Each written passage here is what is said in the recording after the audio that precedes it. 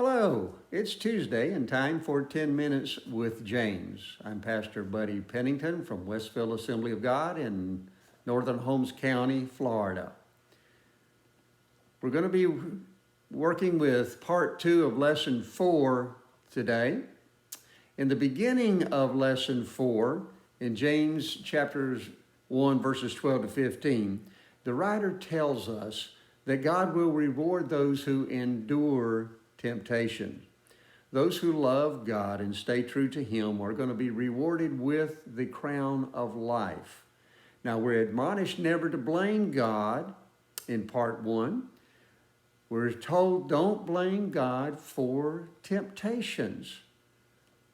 You see, God never tempts people to try to move away from Him. Temptations arise whenever we give in to our desires, and those desires bring about sinful actions. Now, when those sinful actions take control of us, they eventually lead to spiritual death. We must not blame God for giving in to our desires, because He doesn't want us to stray from Him. In part 2, James gives us some new information in verses 16 through 18 of chapter 1. Allow me to read the first 2 verses of that as we get into our lesson today. So don't be misled, my dear brothers and sisters. Whatever is good and perfect is a gift coming down to us from God our Father, who created all the lights in the heavens. He never changes or casts a shifting shadow. Now James tells us not to be misled. We should always remember that good and complete or perfect things come from our Father in heaven. These are gifts to us that He gives us. Temptations do not have good and perfect purposes. They are designed to bring about our downfall, not our good. The wisdom we seek, the patient endurance that we ask God to help us to develop, the stable dependency that we have on God, these things are good for us, and they are gifts from the Father. Now, we should not be misled into thinking that bad purposes, things like temptations, come to us from God. He desires to give us the good gifts, not harmful things. Now, as Creator, God is more than able to help us in our desires to gain wisdom and endurance. If He is able to speak the stars into existence, then He is capable of giving us good things like wisdom and patient endurance. He does give us those good gifts because He never changes. You see, He doesn't move around changing His perspective like a light that is moved from one location to another location in a room. You see, that kind of light is going to cast a shadow in different places all the time. God is always constant and never casts a shifting shadow. The reason is His character is always constant, and His character is a character of light. God always sheds light, not shadows. You see, He is everywhere at one time casting light. He does not create a shifting shadow that causes places that we cannot see well. Verse number 18 makes this statement to us. He chose to give birth to us by giving us His true word. And we, out of all creation, became His prized possession. Now, as a continuation of his comments on God's character, James tells us that we have been born spiritually through God's true word. He gave us birth in our spirits through His true word. Now, we have to ask the obvious question, what is His true word? Well, we're told elsewhere in the book of John that in the beginning was what? The Word, and the Word was with God, and the Word was God, and the same was with God in the beginning. Jesus is referred to as the living Word of God. Jesus is that true Word. We are born again through faith in Jesus Christ and the sacrifice that he made for us on the cross of Calvary. We are born again through faith in the living Word of God, Jesus Christ. And because of that new birth, we become God's prized possession. We become part of the bride of the Lamb. We become part of the church that Jesus Christ is building. We become adopted members of the family of God.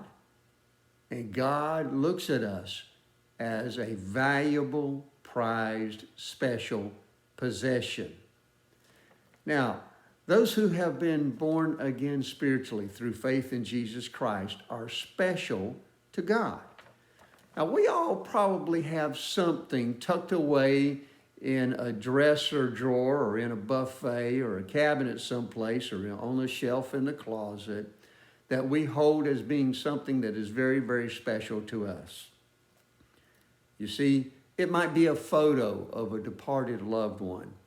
It could be an award that we received for some achievement in the past.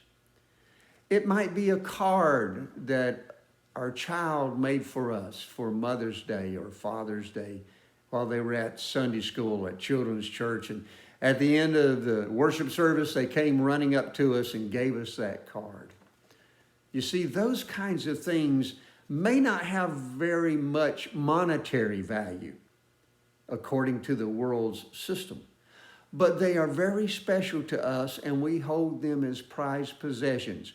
We do not want to lose them. We want to keep them with us always. You see, those items are things that we simply do not want to lose. And they carry with us special value. We are like that to God. We carry special value to God. He does not want to lose us. You are special to God. He does not want you to be carried away through temptations by giving in to your desires. He wants you to stay close to him. You are his prized possession. Now, because we hold a special place in God's heart, he gives us good and perfect gifts. We can be so thankful for that.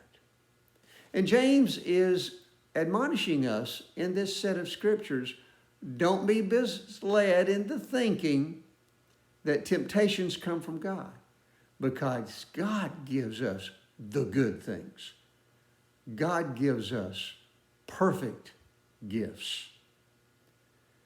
As we prepare to close this part of Lesson 4, allow me to pray for you. First, that we would not be misled. And second, that we would be able to recognize God's good and perfect gifts when they are given to us. I'm going to pray aloud. You pray in your own way. Let's go to the Lord together right now. Dear Heavenly Father, I thank you for your blessings. I thank you that we are prized possessions in your eyes. I thank you for those good and perfect gifts that you send to us. Things like wisdom and patient endurance, dear God. The blessings that you pour out to us and the provision that you send our way every day. God, help us to recognize your good and perfect gifts and to give you glory for them. And Lord, we pray that you would help us not to be misled into thinking that you purposefully send harmful things our way. Help us to realize that temptations which come into our lives are things that we can control through focusing on you instead of on the desires in our heart. Lord, help us to be able to deal with temptations in such a way that we would be victorious over them. Help us to walk close to you daily. I thank you for what you're going to do. I thank you for the answers to this prayer that you're going to give to me and to the people who are watching this video. In Christ's name we pray and ask these things. Amen. I want to thank you for joining us today. Allow me to encourage you to subscribe to my YouTube channel. And if these lessons are a blessing to you, please like them and share them with your friends. May God richly bless you until we meet again. Our next post will be on Thursday.